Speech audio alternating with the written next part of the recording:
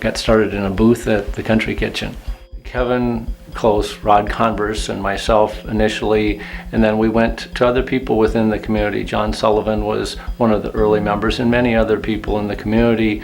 Dad had been involved in the community foundation in St. Cloud, and over coffee with some others of his friends, they decided that they should do something in the Brainerd area also. He was the one who said, oh, this is a good idea, let's get it in place so that people can use it. Most of my dad's life, he was very poor, which I don't think a lot of people know. Having grown up and lived his life the way he did, he knew that other people were in the same position. So when the opportunity arose that he could give, he gave with all his heart, and as much as he could gift, he did.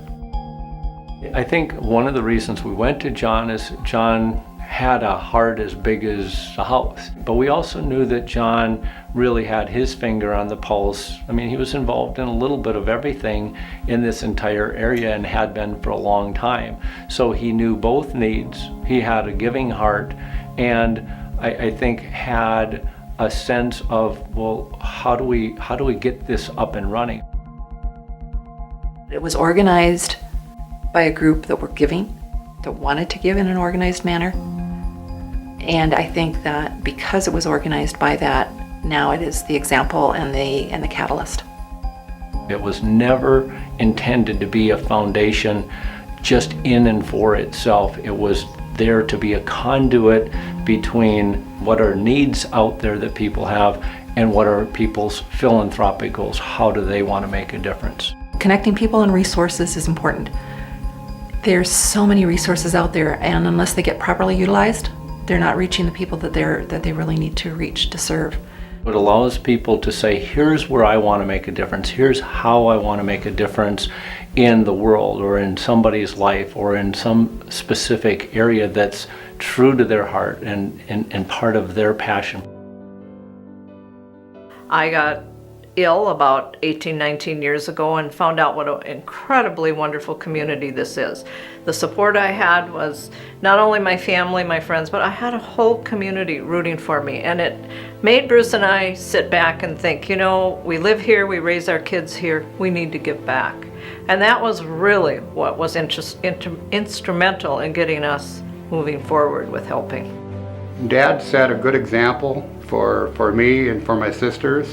And I wanted to, in respect of my dad, do what I can to carry on Dad's philosophy of helping people, and that's what I've set about to do.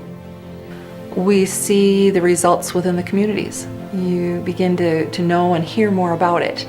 I think, somebody will say, I got a little bit of help through this organization, and usually those organizations are the ones that say, yeah, we work through the Brainerd Area Community Foundation. If we can get the word out there of how charitable giving can make a difference in the lives of not just the recipients, but of the donors, of the people who have an interest but don't know how to go about doing it, in my view, this could spread like wildfire. When I leave this world, I want to be able to say to myself, I made a difference.